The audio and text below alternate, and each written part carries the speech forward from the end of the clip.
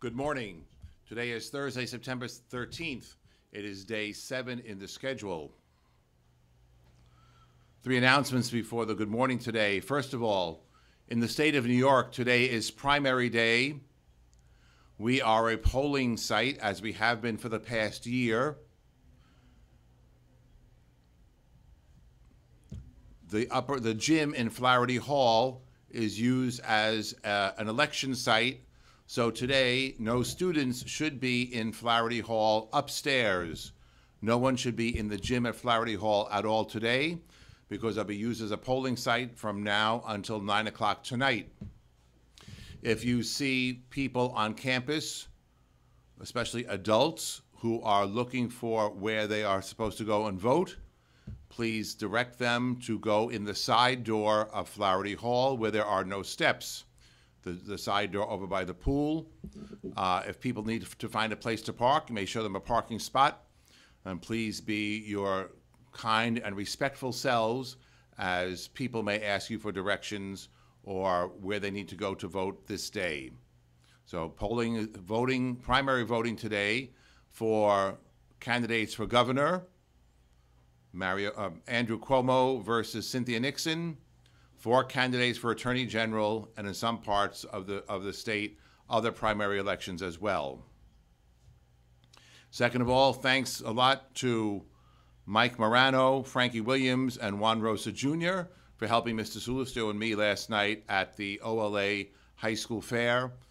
Your presence was very well noticed, not only by parents and 7th and 8th graders, but by other high school admissions officers as well. Also, I want to announce that in yesterday's soccer, we tied 1-1 with McClancy, and we congratulate Ash on making a goal in the second half. Today in the church calendar is the feast of St. John Chrysostom, a bishop who lived in the 300s and early 400s. And I bring him up because the name Chrysostom is Greek for the term golden-mouthed. St. John Chrysostom was an eloquent speaker and preacher. His sermons were always well prepared, and he always knew what words to use and what words to choose in preparing a sermon or a homily so that what he had to say would meet its mark. He encouraged people to live more Christ-like lives, and he also called out those who were doing wrong. St. John Chrysostom knew the value of words, and he also knew the power of words. As we speak with one another today, as we go through our classes, as we're out at recreation, as we're at lunch, may we know today the power that our words have for good or for ill on those around us. Thank you and have a good day.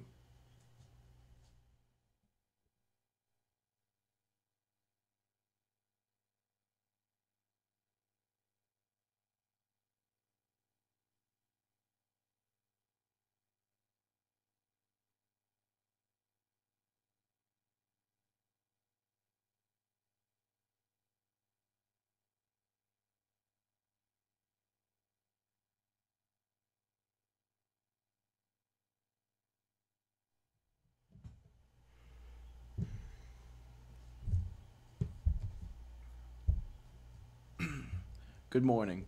Please pay attention to the following announcements. From Ms. O'Connor. Attention juniors. Please be reminded that payments are now being collected for this year's college tour. Cash or checks should be brought to the guidance office ASAP.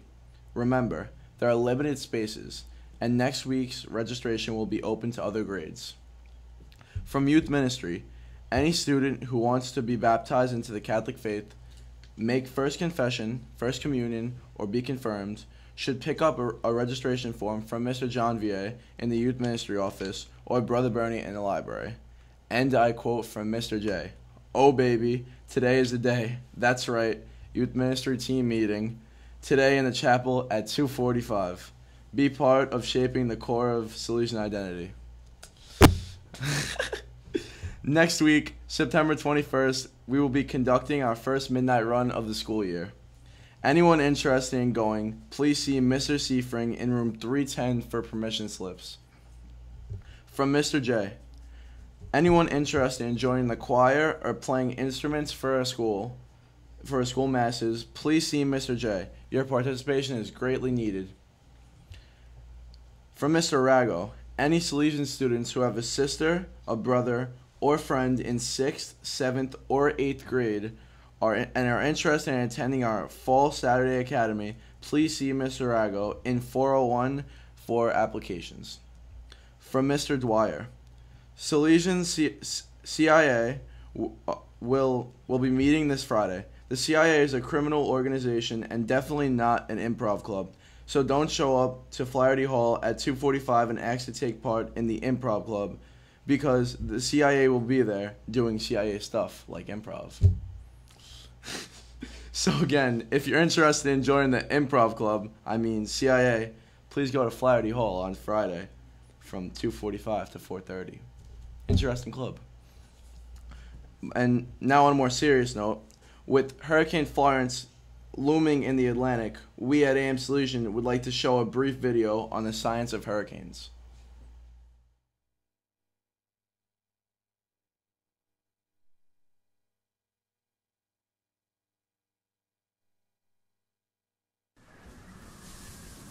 Cyclone, typhoon, hurricane.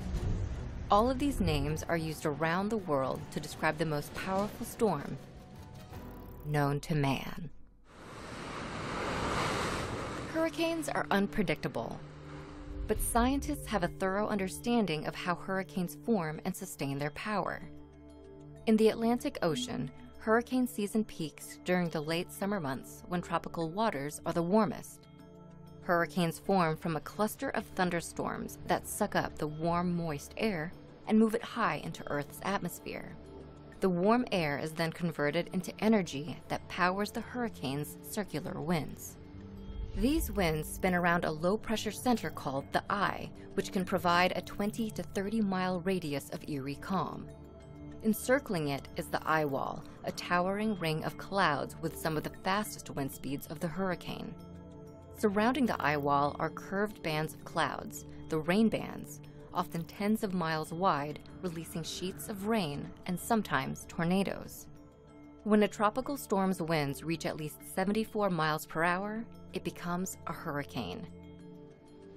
The hurricane then receives a category ranking of 1 to 5 on the Saffir-Simpson scale, based on its wind speed and potential damage.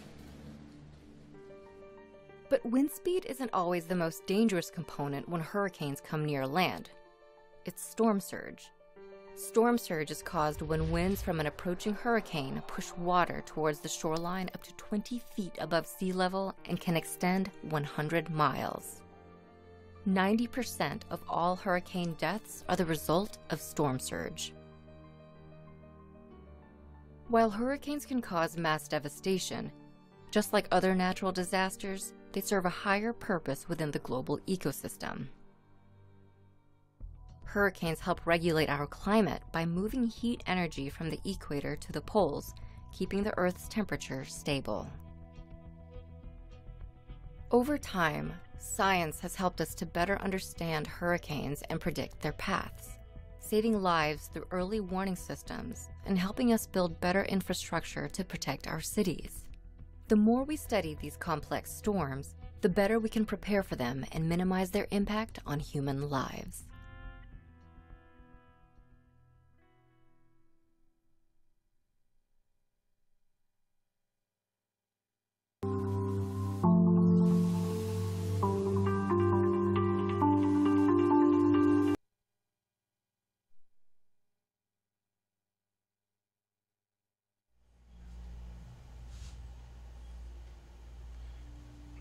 With that being shown, it is imperative that we must keep the people of North Carolina, South Carolina, and Virginia in our prayers, especially in the next couple days. Thank you, and have a wonderful day.